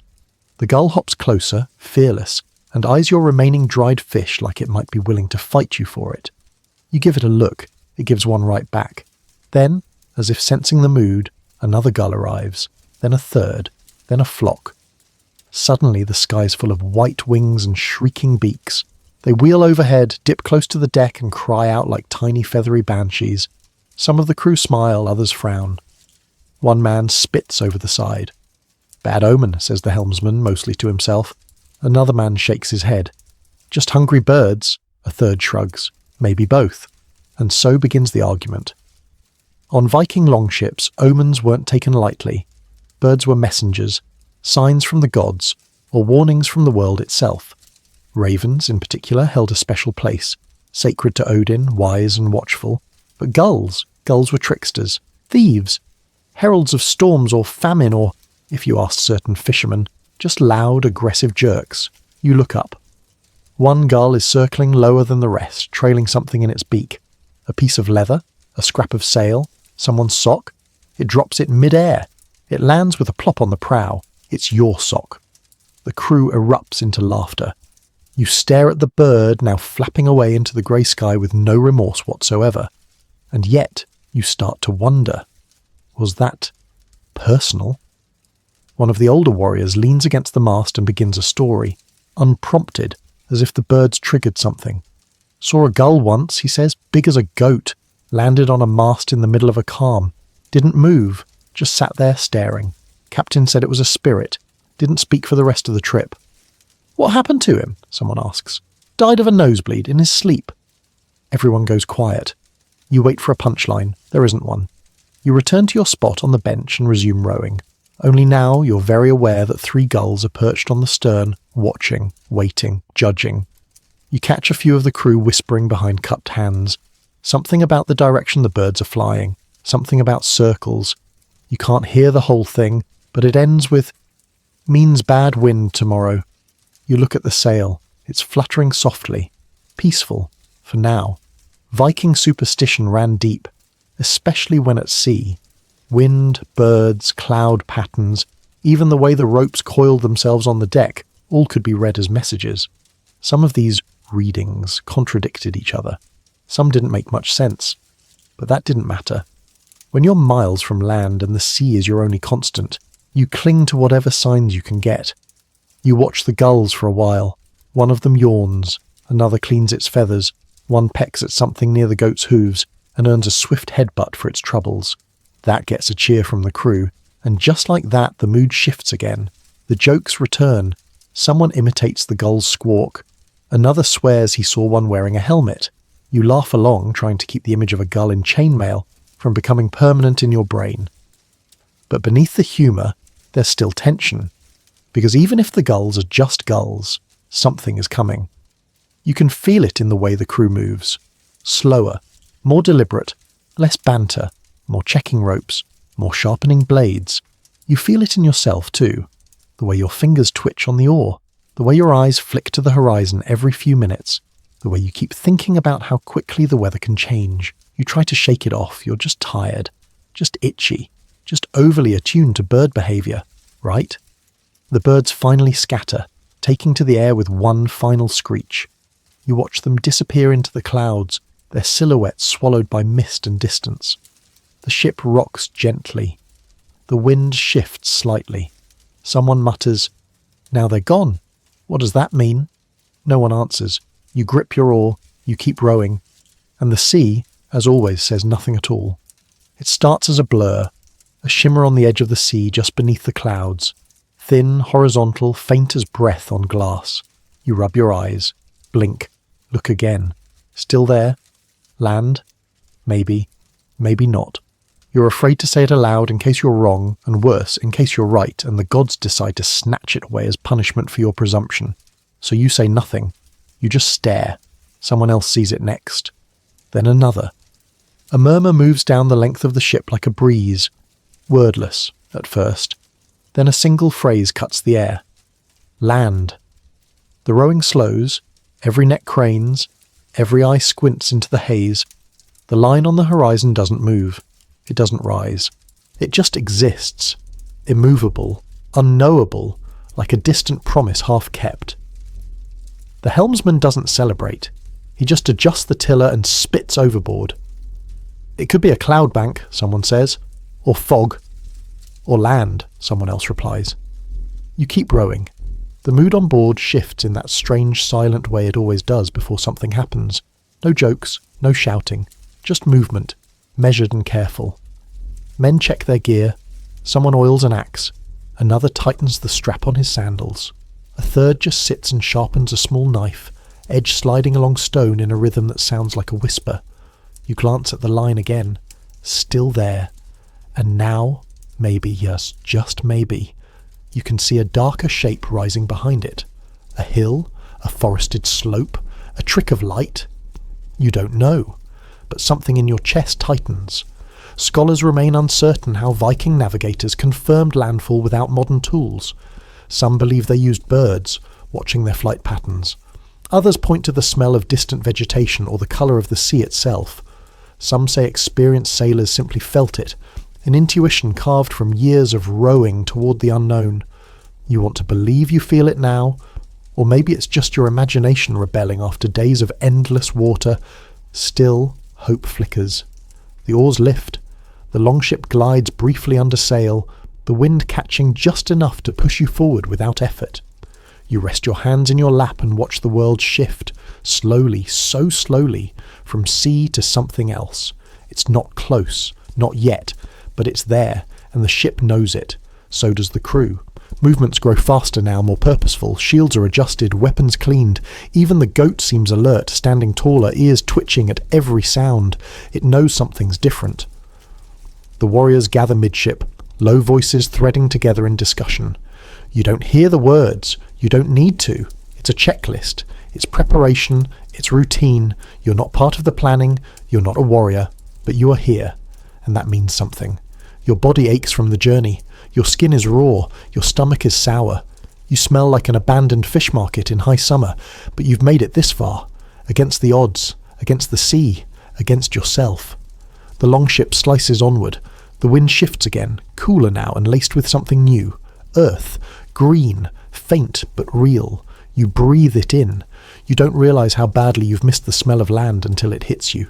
It's not sweet, it's not even pleasant, but it's solid, and it doesn't move beneath your feet. You look down at the sea, darker now as the sun tilts toward evening. The waves have softened. The ship no longer bucks and groans. It glides, like a predator nearing shore. Someone near you whispers, "We're close." Another grunts. Or cursed. A third spits over the side. Either way it'll be different. You wonder what kind of shore awaits you. A village? An outpost? A stone chapel filled with frightened monks? Or just sand and silence? You don't know. No one does. Not yet. That's the Viking way. Sail into the unknown, carrying nothing but blades, blisters and belief. You feel the ship's pace slow again. The helmsman squints, then nods. Land is certain now. And the mood turns. The crew isn't cheering. They're tightening their belts, adjusting their footing, silent, focused, like wolves just before the hunt. The line is a shape now, a mass. Trees, hills. You can see the white foam breaking on rocks, faint but unmistakable. You are almost there. But your stomach drops, because almost there isn't always good. Almost there means landing, and landing means doing something, and doing something on a Viking longship almost always involves you. You grip your oar, not because you need to row anymore, but because it's the closest thing to a weapon you have, and you wait, watching the land creep closer, wondering what happens next. The shore looms now, not a whisper on the horizon, but a full, undeniable presence. Trees, slopes, rocks. The dark smudge has become a shape, and the shape has become a destination. You grip the side of the ship and watch it grow, inch by inch, stroke by stroke. The oars have come out again, but no one's complaining. No one's grumbling. Everyone rows in silence now, like the ship itself has asked for quiet. The wind has gone still. The water, oddly calm. Even the goat seems subdued, tucked near the mast like it's contemplating the meaning of grass. You're close enough now to see birds flying between trees, to smell damp earth and moss, to hear faintly the crash of waves against stone. It should be a relief, but it's not. Because the real weight of this moment has settled in your chest like an anchor. Now comes the hard part. Rowing was brutal, cold, blistered, humiliating, but it was safe. Raiding? That's another story. The warriors begin to ready themselves. Leather armour is tugged tight, weapons unwrapped, cloaks pulled over shoulders, faces harden, not with anger, but with focus. You watch one man smear something dark on his cheeks, ash maybe, or dried blood, war paint, tradition, theatre, all of the above. The helmsman speaks for the first time in hours. 10 lengths, get ready. The oars dig in deeper. You're not a warrior. You know this. Everyone knows this. But you're still here. Still expected to help unload the supplies. Still expected to stand by the boat and keep watch. Still expected not to embarrass yourself. You glance down at your hands, blistered, raw, now almost too stiff to close. You're not even sure you could hold a blade, let alone swing one. Someone near you notices your hesitation and grins. Nervous? You nod. He shrugs. Good. Means you'll be careful. Historically, landfall meant action, not always violence. Some landings were for trade, repair, or resupply. But when it was a raid, every second mattered. Surprise, speed, strength. In, out, gone before anyone could react. That was the dream. You suspect this landing won't be so tidy. As the shore grows close enough to see individual stones, the ship slows. The oars stop. The longship glides the last few meters on momentum, like a creature sniffing its prey. Silence. Then, scrape. The hull kisses the sand. The longship rests. For a second, everything is still. Then the crew moves, leaping over the sides, splashing into ankle-deep surf. dragging gear, grabbing shields. The warriors are off like wolves released from a pen. You hesitate just a moment too long, and someone tosses a coil of rope at you. Tie her down. You scramble into the water, cold of course, instantly filling your boots, clinging to your trousers, numbing your feet all over again. You loop the rope around a rock and pull it tight. The ship shifts against the shore, settling into the sand with a groan that sounds tired, like it's glad the journey's over. You glance around. The shoreline is quiet. Trees sway gently. No movement. No voices. Just nature, green and still. The warriors disappear into the trees. The goat stays behind, chewing on seaweed and refusing to be rushed. You're left by the boat, watching, waiting. Your hands tremble, not from cold this time, but from adrenaline. You've made it. From the cold wake-up to the bruising rows, the sour milk and the splinters, the aching nights, the sea rot, the storms, the smell. Oh, the smell. And now, here you are, feet on land, breathing air that doesn't taste like fish oil and despair, and yet you don't feel triumphant. You feel quiet. The sea is behind you now, and ahead lies something new, something unknown. The crew will return soon, with silver or stories or both. You'll load the boat again. You'll set sail once more.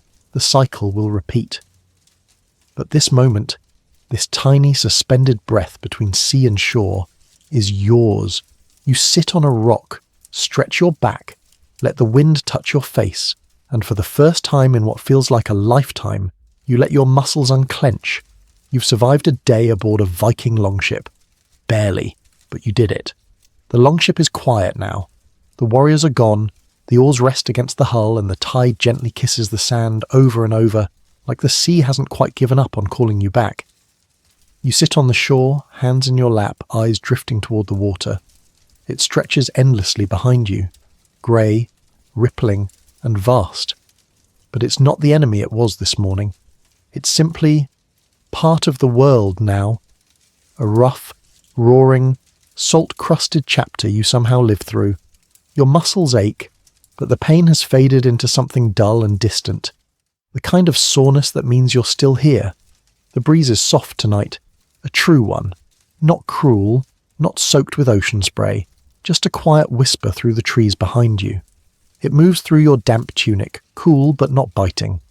You shiver once, then stop. You close your eyes and breathe. The sea murmurs, the trees sway, your heartbeat settles. No more shouting, no more rowing, no more gulls. Only the slow hush of waves, the quiet creak of the ship's boards shifting with the tide, and the sound of your own breath, steady, calm, and warm in your chest. You rest your head back, let the weight of the journey melt away, and finally, gently, without fear or resistance, you sleep. End of script. Sweet dreams.